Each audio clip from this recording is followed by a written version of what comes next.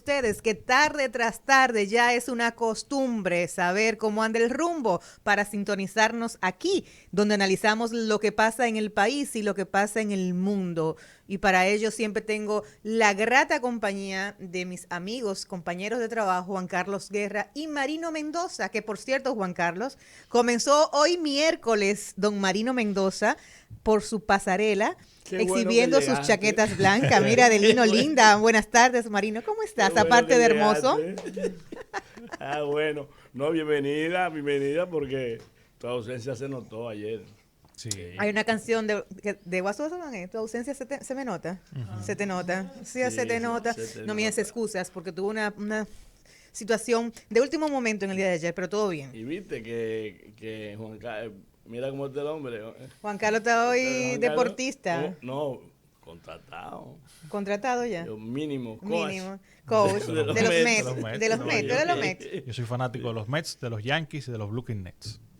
Bueno, Todo ya, Nueva York. ya tú ninguno sabes. de esos son los míos. ¿Es verdad? Nada No, que pero ver. bueno. Yo soy desde que era niña de los Cardinales de San Luis. No me pregunte por qué. Bueno, pero ese es un equipo Pero tradicional toda del mi vida he sido de béisbol. los Cardinales de San Luis. Yo creo que era porque Eh, Marichal Si hay, tuvo. si hay tres equipos referencia del béisbol, son precisamente Cardenales, Yankees y Dodgers. Sí. Yo soy así de los es. Cardinales Ajá. de las Águilas Ibaeñas en el Pero- país. Ok, bueno. ¿Tú de qué eres, Marina? No, yo soy del equipo de la mayoría de los dominicanos. Aguilucho, tú eres aguilucho. No, yo soy liceísta. Aguilucho, Licey- aguilucho. liceísta. Y en mi La- amado fútbol, soy del Barça en España. En España, ok. Entonces, soy del Barça. Buenas tardes, Juan Carlos. Buenas tardes, Janet y Don Marino. Aquí estamos de nuevo en este miércoles 25 de agosto del año 2021 con un contenido repleto de informaciones. Estos días están generando mucha información importante y trascendente, tanto a nivel nacional como internacional. En el ámbito internacional vemos que todo sigue girando en torno a lo que pasa en Afganistán. Putin y China y Rusia se reunieron por teléfono, una conversación extensa por teléfono para ponerse de acuerdo en cómo manejar el tema afgano. Todo luce indicar, por un lado, que Estados Unidos soltó Afganistán. Lo dijeron, o sea, Que públicamente. el 31 terminan, que ellos No, van. Exactamente. lo dijeron, además, creo que fue la vicepresidenta que dijo que su única situación en este momento era retirarse de Afganistán, más nada. Cuando digo soltó, lo digo en medio de un pacto que me imagino que implica que el grupo talibán se comprometa a no permitir que eso sea refugio de terroristas y ya luego yo dejarle hacer su política interna. Pero en ese mismo ámbito, en ese mismo contexto geopolítico, Rusia y China parece que se van a convertir en aliados estratégicos del talibán en Afganistán.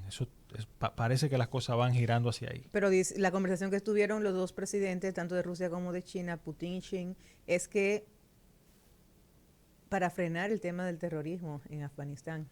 Claro, porque esa es una preocupación de todos, pero recuérdate que el talibán no es un movimiento terrorista. No, es el terrorismo y el narcotráfico. Las declaraciones fueron que iban a hacer una estrategia para que Afganistán no contribuyera el hecho de que los talibanes estuvieran ahora en la gobernanza con el tema de terrorismo y el tema del narcotráfico, que todo el mundo sabe que el opio el opio y la heroína es la principal fuente de eso. economía de Afganistán, pero el talibán no es un movimiento terrorista. Talibán significa estudiantes. Exactamente. Ellos viven estudiando. Ellos están y tienen quizás la interpretación más rígida del Islam. Del Islam, sí. Bueno, pero también aquí o del Corán, en este con caso. el Corán. Aquí, Más fanatizada. sí, aquí en la región pues también hay situaciones internacionales porque sigue Nicaragua, pues el gobierno actual que está en proceso ese estado de próximas elecciones, pues ahora sale que no solamente han encarcelado la mayoría de los candidatos y candidatas que aspiran contra Daniel Ortega, sino que ahora le están persiguiendo los hijos de Violeta Chamorro, o sea que siguen las persecuciones en situaciones hay una que en Nicaragua. Estaba puntera en las encuestas, que fue la primera apresada. Así es. Creo que Cristina Chamorro. Cristina Chamorro. Y es interesante porque en el día de ayer casualmente vi unas declaraciones del expresidente colombiano Ernesto Samper, que es de los expresidentes de la región más vinculados al sandinismo, que ya empezaba a poner alertas. Sí. Él decía que Nicaragua se estaba convirtiendo ya en un peso, en un lastre para el progresismo en la región. Se está quedando solo Nicaragua. Y que venga de un aliado tradicional del sandinismo, dice mucho. Es que el sandinismo como que sufrió una metamorfosis en los 2 últimos años ahora de gobierno reciente de Daniel Ortega, como que el sandinismo tomó otra variable. Yo creo que desde antes. Porque ahora ahí realmente el poder ahí es la vicepresidenta, que es la primera dama, Murillo, que es poeta, que es la esposa de Daniel Ortega. Rosario Murillo. Rosario Murillo, la Charo, creo que le dicen la Charo cariñosamente. Y ella, que también tiene trayectoria política, porque no es simplemente la esposa. No. Charo, en la época de la real y efectivamente del Frente, ella era de clase alta económicamente y era periodista.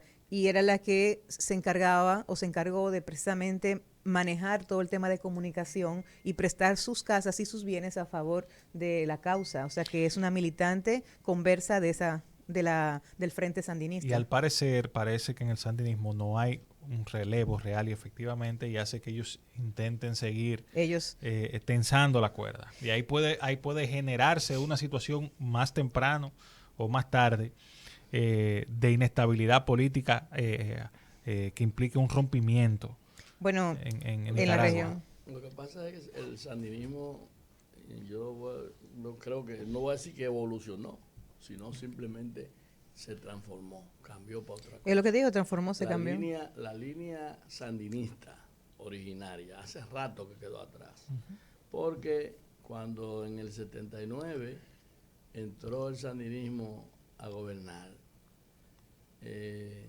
yo recuerdo que, bueno, desde aquí salieron gente a combatir para allá y había una efervescencia. Apoyando al Frente Sandinista. Sí, claro. Al Frente Sandinista.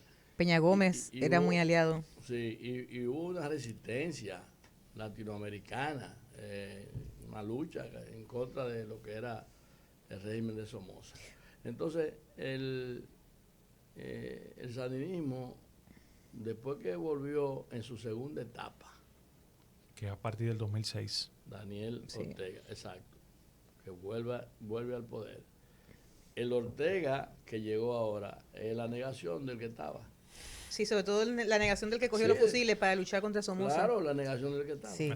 Así es. Y bueno, de los foros internacionales de partidos ya está fuera de la Internacional Socialista, fueron expulsados y recientemente, la semana pasada, ellos mismos pues renunciaron a la COPAL, que es la Conferencia Permanente de Partidos Políticos de América Latina, pero renunciaron por la presión porque todos los partidos estaban criticando precisamente su forma de gobernanza. Bueno, mientras eso pasa en Nicaragua, Estados Unidos, a ti que te gusta tanto hablar de Nueva York, el ex gobernador de Nueva York fue despojado del premio Emmy tras el escándalo sexual que sufrió y por supuesto Cuomo que se perfilaba como posible candidato presidencial. La familia Cuomo parece que tiene un signo maldito porque Mario Cuomo, el padre de Andrew Cuomo, fue también gobernador de Nueva York y también en su momento tenía toda el aura para ser presidente de los Estados Unidos. Él decide en el año de 1992 no postularse porque la popularidad del presidente Bush padre era muy grande. Así es. Y él no iba a gastar ese intento en postularse a presidente de Estados Unidos. Decide no hacerlo y también otras figuras importantes del Partido Demócrata no se presentaron, decidieron no presentarse. Y de repente un gobernador de un estadito pequeño del sur, de Arkansas, Bill Clinton, decide postularse, termina ganando y ya luego, obviamente, exactamente, el saxofón. Sí. Y entonces decide y ya crea un cambio generacional en el Partido Demócrata que marginó totalmente a Mario Cuomo. En el caso de Andrew Cuomo, su manejo en principio de la pandemia lo llegó a catapultar al punto que hubo un momento que se decía que él iba a presentarse antes del supermartes, en las primarias demócratas, se decía que él iba a presentarse. Decidió no hacerlo y todo el mundo se quedó preguntando por qué. Sin embargo, más adelante surgió el primer escándalo en el manejo de la pandemia y era que el estado de Nueva York estaba maquillando cifras de muertos. Había unos muertos por COVID que no lo estaba contando. Sí. Y eso empezó a lastrarlo y ya este último escándalo, pues evidentemente creo que lo saca ya totalmente de la vida pública. La sociedad estadounidense no juega con eso. Bueno, pero precisamente... ayer. Sí. Decía que lo habían dejado solo. Precisamente él renunció y el expediente que el fiscal pues presenta es bien contundente. Y el premio Emmy que se lo habían otorgado en el 2020 y precisamente parte de su buena gestión frente a la pandemia del COVID, pues se lo quitaron. Y hay algo muy interesante, así jocoso. La actriz y ex candidata a gobernadora de Nueva York, quien Cynthia Nixon, conocida por interpretar en nuestra querida serie Sex on the City a Miranda, ¿you remember? Claro. Pues expresó en sus redes lo siguiente: la diferencia entre Andrew Cuomo y yo es que ninguno de los dos es gobernador, pero yo aún tengo mi Emmy. O sea que fue despojado ayer y, por supuesto, todo el tema de su carrera política, pues se ve ya que llama la atención echada en un zafacón. Siendo Nueva York un estado emblemático de Estados Unidos, ha parido pocos presidentes. El último presidente norteamericano que salió de la gobernación de Nueva York a ser presidente fue Grover Cleveland, y eso fue a principios del siglo pasado. Pero yo creo que tú dices eso, pero yo un día me puse a pensar precisamente y llegué a la conclusión, viendo varios países, cogí algunos, no muchos, de que la mayoría de las capitales de los países dan pocos presidentes. Inclusive sí. República Dominicana. O sea, el único presidente, bueno, reciente que yo recuerdo en mi época, diríamos, de discernimiento, ha sido Leonel Fernández, porque Balaguer es del interior, Hipólito es del interior. Bueno, Don Antonio es del interior. De Santiago. Salvador de Santiago. Danilo Medina Danilo del de San Juan. Bueno, Luis Abinader. Bueno, sí, Luis Abinader. nació aquí, yo creo. Él tiene raíces de santiaguera, pero creo que nació aquí. Nació en la capital. Luis es capitalino. Bueno, pero me puse a pensar, Juan Carlos, ese análisis que tú hiciste ahora mismo, y comencé a ver otros países, y la verdad es que, reitero, generalmente la mayoría de los presidentes vienen de otras provincias y no precisamente de las capitales de los países. Un fenómeno extraño. No, hay que leerlo, hay que estudiarlo, hay que analizarlo para verlo. Así es. Y, por supuesto, aquí en lo nacional las noticias siguen candentes.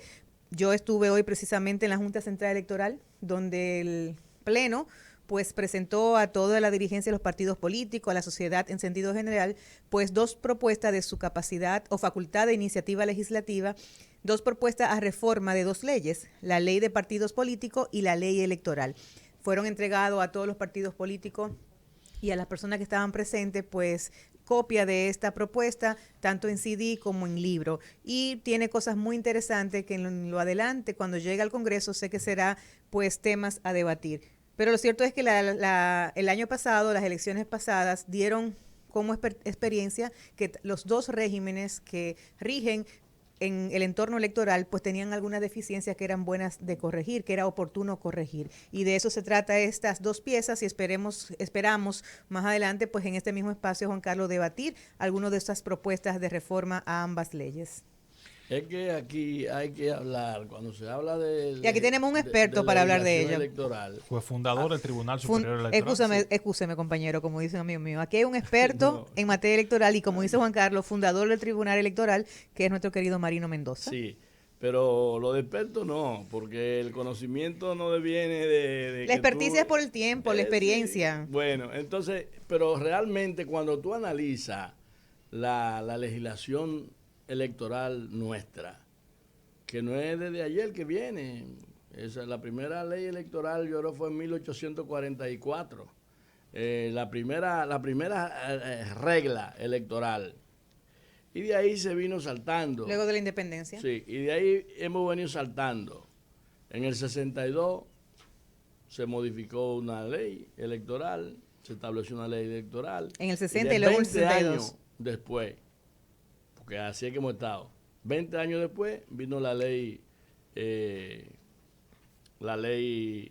33, 90, no, 90, Es 97. 84. 97. Y la otra fue la del 97. Entonces, la 97, 84 y la 97. Entonces, esa ley que aparentaba bien, sí, pero aparentaba moderna o de avanzada con relación a aquellas legislaciones anteriores.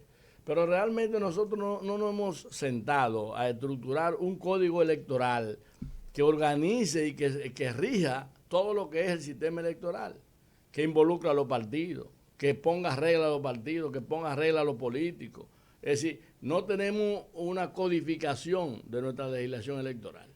Y la última vez que yo me presenté como aspirante a la Junta, a ser miembro de la Junta, el año pasado, yo planteaba, y lo planteé en una entrevista sobre eso. Creo que ahora se está hablando de nuevo de eso. Pero si nosotros no definimos un código electoral que rija totalmente lo que es el sistema de partidos, nosotros nos vamos a quedar con los remiendos cada 20 años. Estas dos leyes nuevas, la 3319 y la 519, la 3318. La 3318. 3318.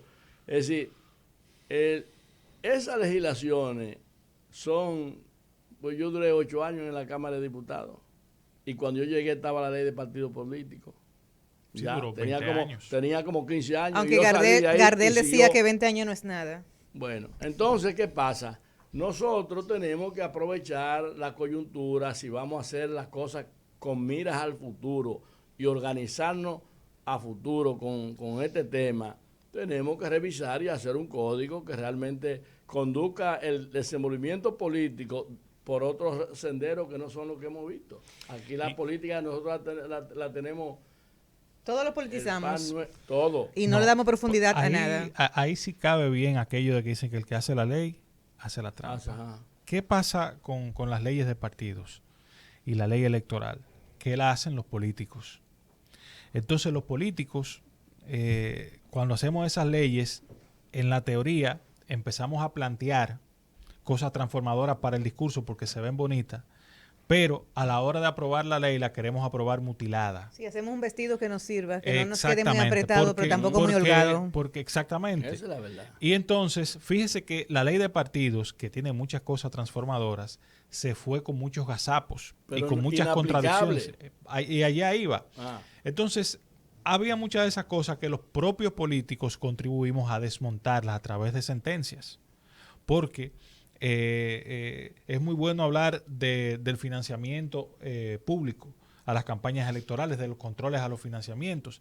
Sin embargo, ningún partido, los que están gobernando en un momento determinado porque aspiran a utilizar los fondos públicos para hacerlo, ni los que están en la oposición quieren porque se van a otros medios de la economía subterránea a buscar su financiación, al final quieren poner reglas claras y aplicables y que se puedan ejecutar y con sanciones para el tema del financiamiento. Ningún partido, ni ningún candidato al día de hoy ha hecho transparente, real y efectivamente el manejo de los fondos privados, ni de los públicos tampoco, porque tengo mis reservas con el tema de los públicos. Nos quedamos en los fondos, pero cuando usted se mete en las candidaturas y en el manejo interno de los partidos, ningún partido quiere que haya una ley que se aplique. Viven en el desorden y gozan del desorden, y en ese desorden pues reinan en los partidos políticos la administración interna de los partidos en República Dominicana. Eso fue como pasó ayer.